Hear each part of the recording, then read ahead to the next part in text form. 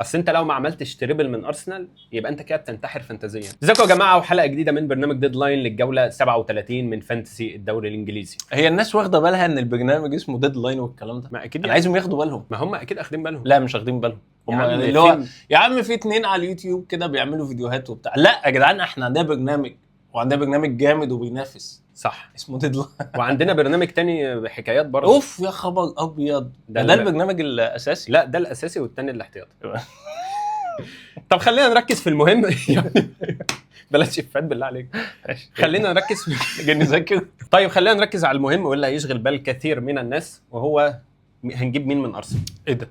ايه مش انت الله الله في ايه؟ هو اللي هنجيب مين من ارسنال؟ اصل هقول لك على حاجه. يعني ليه ده طرح؟ هقول لك ليه. اصل انت لو ما عملتش تريبل من ارسنال يبقى انت كده بتنتحر فانتازيا. طيب مش هتكلم، انا عايز بقى اعرف انا ليه لو ما جبتش 3 من ارسنال هنتحر فانتازيا. هقول لك دلوقتي، بس قبل ما اقول لك لو لسه ما عملتش لايك اعمل لايك واشترك في القناه لو لسه اول مره تشوفنا، فعل الجرس عشان يوصلك كل جديد، ويلا بينا. هنشوف بقى لعيبه غير لعيبه ارسنال عندهم اهداف لسه. ايه ده؟ هو ليه لسه في فرق في الدوري يعني وكده؟ انا عندهم فاكر ان انتوا أهداف. بتنافسوا انتوا بس. ما احنا كده كده بننافس احنا بس على لا انا انت كلامك ان هي مفيش فرق، هو ارسنال بس اللي هقول لك ليه. انت عارف انا ليه بكرهك يا جدع انت يا ابني؟ انا ما عنديش مشكله مع ارسنال، طب انتوا خلاص. بوظتوا السمعه. مين والله. انتوا يا ابني؟ مين انتوا؟ جماهير ارسنال. انت ليه حاسبني يعني ان انا جماهير ارسنال كلها او جماهير ارسنال بتمثلني؟ اول حاجه يعني انتوا فرقتكم بتلعب بالطريقه الدفاعيه، ماشي؟ دي اول حاجه. انتوا بتلعبوا تاني بالطريقه حاجة انتوا بتلعبوا بالطريقه الدفاعيه، ماشي؟ اه ده بقى انطبع على شخصيتكم. اول ما اي حد يقول ارسنال، ايه بقى ارسنال ايه يا عم؟ انت بدفاعي قدامي كده ليه؟ اهدى بس واسمعني. لا ايه عايز بقى تقولي على اقول لك ارسنال؟ سبب الكره ايه. ان فريق كان دايما في المركز الرابع ما بينافسش على اي حاجه. الله جميل قوي، اول ما بقى بينافس وبيزعل الناس بقى مكروه. طب ما انتوا كنتوا بتنافسوا من سنتين، كنا مكروهين برضه. ما حدش كان مكروه يا ابني. ده انا فاكر جول نيلسون اللي جبته في الدقيقه 95 ده كله هيص له. ايوه يا ابني القهاوي تحت اتقلبت الدنيا. ايوه هو وحسن شحات. ايوه طب بجد والله جون نيلسون وعماد متعب نفس اللي طب الناس كلها هيصت وكان الموسم والناس كلها احتفلت بقى الناس كلها كانت بتحب ارسنال. افهمك والله الناس من الاخر، انا اسف يعني اني بقول كده، بس طبعا مش متفرجين البرنامج، ولكن الناس اللي مش بيتفرجوا على البرنامج فهم قطيع بينجروا وراء بوستات السوشيال ميديا لما يبقى فيه هجوم عن ارسنال وارسنال ده فريق ممل وفريق وحش ومش عارف ايه، هتلاقي كل الناس بتهاجمه. لما ارسنال يبقى فريق جميل الله على الكوره على ارسنال، وتلاقي الشوارع كلها الله على ارسنال. هم بينسقوا. انما لو تجيب واحد اناقشه يعني قول لي طب انا اصلا ما عنديش سوشيال ميديا، فرضيتك ايه؟ ومش عندك يوتيوب يا حبيبي، عندك يوتيوب، مش متاثر بحاجه والله. قول لي فرضيتك وانا اقول لك فرضيتي وخلاص. لو اكتشفت بقى ان ارسنال يا عم وحش وكل حاجه اكرهه عادي، انما ليه الانجراف وراء هذا الكره من غير سبب؟ بيقول لك اصل هو بيلعب كره دفاعيه. والله على اساس ان البرتغال بقى كسبت اليورو بكره. مين ده اللي كان بيكرهها؟ انا كنت بكرهها يا ابني ده القهوه اتكسرت. حلو. طب ليه بقى تريبل من ارسنال؟ اولا الماتش الجاي بيرنلي هوم، ماتش لازم ارسنال تكسبه، لازم. بيرنلي طبعا ما فيش قطعه ميه ونور، وماتش لازم ارسنال تكسبه. ازاي ما عملتش تريبل من ارسنال؟ انت الجوله الواحده، رجل الجوله الواحده للجوله دي. وهديك كمان سيناريو لازم تحطه في الحسبان، وهو ان لو ارسنال كسب ماتش بيرنلي، وده ان شاء الله اللي هيحصل، واحنا بنصور قبل ماتش كريستال بالاس، فلو السيتي اتعثر في ماتش كريستال بالاس وده غير متوقع، او تعثروا في ماتش بورنموث وده المتوقع، ده حقيقي فعلا، فهيبقى ماتش كريستال بالاس في الجوله الاخيره مالوش اي 30 لازمه. فارتيتا هيبدا يلعب الشباب الكويسه. العب يا حبيبي واتبسط، العب يا نورجارد، العب يا ماكسي دومان، العب يا عم. طيب يبقى انا كده المفروض ما اجيبش 3 من ارسنال. هو ال3 من ارسنال، انا بقول لك السيناريو ليه بقى؟ لان ال3 من ارسنال دول هيبقوا مهمين في ماتش بيرنلي، ممكن يبقوا مهمين في ماتش كريستال بالاس، وخصوصا ان اوليفر جلازنر هيريح لعيبته عشان بعدها ب3 ايام عنده فاينل لو السيتي ما حسمش الدوري، فهيكونوا مهمين برضه في ماتش كريستال بالاس، لان ارسنال هينزل بالقوه الضربه. بعد ما وضحت لك السيناريوهات هقول لك برضه سيناريوهين وانت اديني الحل عشان من الناس ما تقولش ان انا منحاز. ما هقول لك يعني وقت الاختيارات دلوقتي، يا اما 2 مدافعين من ارسنال ومهاجم، يا اما مدافع واحد و2 مهاجمين. انهي حطكم مهاجمين؟ ماشي. انا الصراحه فرقه ارسنال دي فانتازيا، خلينا نتكلم فانتازيا، انا ماليش دعوه بالكوره، ما اطلعش يعني بنقط منها خالص غير جابرييل وممكن رايا او صليبه، يعني 2 مدافعين.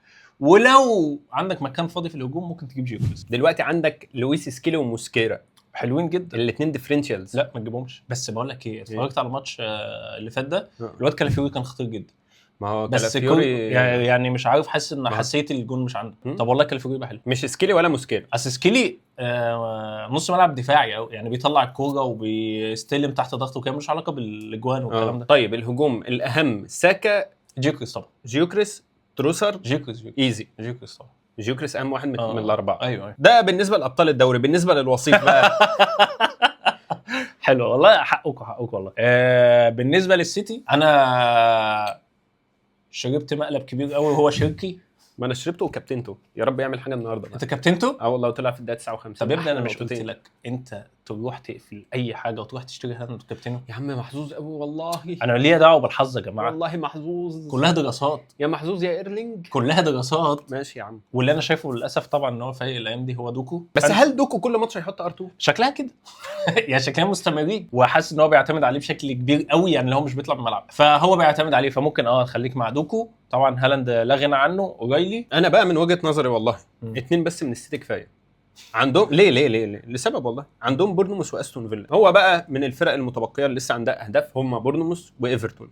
برضه بينافسوا. بينافسوا برضه عن طب ما كده برايتون برضه. ايفرتون وبورنموث وبرايتون، الثلاث فرق دول عندهم اهداف اوروبيه. برينفورد، بس برينفورد حاسس الثقافه بتاعتهم وطريقه اللعب والشغف والكلام ده هم مش هيحزقوا قوي عشان يوصلوا دوري اوروبي او دوري ابطال. لو وصلنا الحمد لله، ما وصلناش عادي. شفتهم قدام السيتي اللي هو يعني مش ظلم وتحكيميا. كان قدام ويست هام بجد ما بيعملوش اي حاجه في الماتش، كسبوا 3-0. أيوة. فتحس ان هم يعني مش فارقه معانا. يعني بورنموث خلاص رايان بدا يجيب اجوان، فانت ممكن تجيب رايان. وهيل انا جبته بجد 10 جولات، قعدته 8 دكه، جاب نقط فيهم كلهم، والجولتين اللي لعبتهم ما جابش فيهم نقط، فانا هلعبه الجوله دي. هو عامه هيل وسينسي ما يزعلكش لان هم كلاب ديفكون. يا خبر ابيض، بس هو هيل رخيص، ده ب 2 جنيه تقريبا. ما انا فاهم بقول لو حد معاه سينيسي يعني. وكاروبي حلو برضه. ايفرتون طبعا ما فيش غير بجد ميسي. ليونيل ضيع انفراد، اقسم بالله حرق لي دم الماتش اللي فات. كنت ملعبه انفراد ملعبه عمل لي اسيست بس، وكان جون، كانت تبقى تحفه. برايتون مهمه جدا على فكره. ميتوما تمام. انا هنشيلوود زي ما قلت لك الجوله اللي فاتت وجاب جون. هنشيلوود جامد قوي الصراحه. ممكن تكمل مع هنشيلوود، ولو معاك سبوت فاضيه في الهجوم ممكن تروح مع ويلبك زي ما قلنا الجوله اللي فاتت يعني. وصراع البقاء هم ويست هام وتوتنهام، وخصوصا بعد التعادل قدام ليدز بالفرق نقطتين. خليني اقول لك ان توتنهام عندها مين بقى؟ عندها تشيلسي والماتش الاخير قدام ايفرتون، في حين ان ويست هام عندهم نيوكاسل والماتش الاخير قدام ليدز. وانا اقول لك اتفرجت على ماتش توتنهام قدام ليدز، بجد توتنهام عندهم عقم والله عندهم عقم. بس لو انت بقى سمعت كلامنا الجوله اللي فاتت واحنا متاسفين على حاجه زي دي، يعني جبت ريتشارلسون او كولو مواني، يعني سيبهم هم برضو بيعافروا. بس انا شفت ريتشارلسون ضيع حبه يعني، مش قوي يعني، بس ضيع بس هو ليدز كانوا واقفين في ال 18 بس. ليدز عملوا ماتش جامد. وعايز اقول لك ان جيمس جاستن في اخر دقيقه، يعني في الدقيقه حوالي 98 99 حاجه كده، عمل اسيست ولا لونج ستاف ده، حطها الجون. شفتها. فانا شايف ان بصراحه لو هتعمل تبديله ما تعملهاش من توتنهام، ممكن تعملها من ويست هام، مافروبانوس او سمرفيل. مافروبانوس جامد قوي الصراحه يا ابني، ده بجد مش ممكن. كان مالديني قدامنا، ايوه شال كورتين من على الخط وحاجه عجيبه يعني. وسمرفيل برضو جامد قوي. طيب زي ما تعودنا كابتن يوسف في اخر كام حلقه ان احنا بنعمل بقى ايه، توقع لايف كده للماتشات واللعيبه اللي ممكن تضرب في دماغنا وقت ما. طب ايه رايك بالله عليك ان انا قلت لك توتنهام مش تكسب ليدز ويخلص تعادل؟ جامد. وقلنا على هنشيلوود وقتها وقلنا بس انا كنت قايل في اول حلقه مش ويلسون. جيت انت افتكرت قلت لا مش ويلسون ليه؟ ده عنده بورنموث. ايوه بس هو قال علينا ولا علينا اللعيبه؟ ما مش انت بصراحه صح يعني مش انا اللي بوظت اللعبه. لو عايز تعرف بقى ازاي بدا استخدام الكروت الصفراء والحمراء، هتلاقي في القناه بلاي ليست اسمها تاريخ كره القدم، شوفها هتعجبك جدا. طيب فيديو مخصص بتقول فيها ماتش كاس العالم 66. طيب ليفربول واستون فيلا. استون فيلا هتكسب وممكن واتكنز خد بالك ده ماتش تشامبيون ده. لا ليفربول كده هتتاهل خلاص. هو ممكن واتكنز يبقى كويس شويه. طب حد من ليفربول؟ لا دي مش فرقه اخي. طيب مانشستر يونايتد نوتنجهام فورست. نوتنجهام خلاص ضمنت البقاء، مانشستر يونايتد ضمن التاهل، فاعتقد ماتش ملوش اي. برونو كابتن بقى. برينتفورد وكريستال بالاس. كريستال بالاس برضه بتلعب عن لا شيء يعني. تياجو يعني معانا تياجو تمام. البلانتي اللي هيحطه، البلانتي اللي هيجيبه. البلانتي. ايفرتون وساندرلاند ده ماتش تعادل. ده ممكن يبقى ماتش 0-0 عامه يعني. لا انا شايف ان ايفرتون هتكسب. هي ممكن تكسب بس لازم تكسب. ليه لازم تكسب؟ عشان يزيد حظوظها في التاهل. بجد ماتش تعادل 100%. ديوزبري هون لسه ماتش 0-0 عقيم ما حدش يتفرج عليه. ماشي. برايتون وليدز ده ماتش حلو، ده ممكن ماتش 2-2 ولا حاجه. كالفرت لوين وهنشيلوود. يلا. فولهام وليفرهامبتون.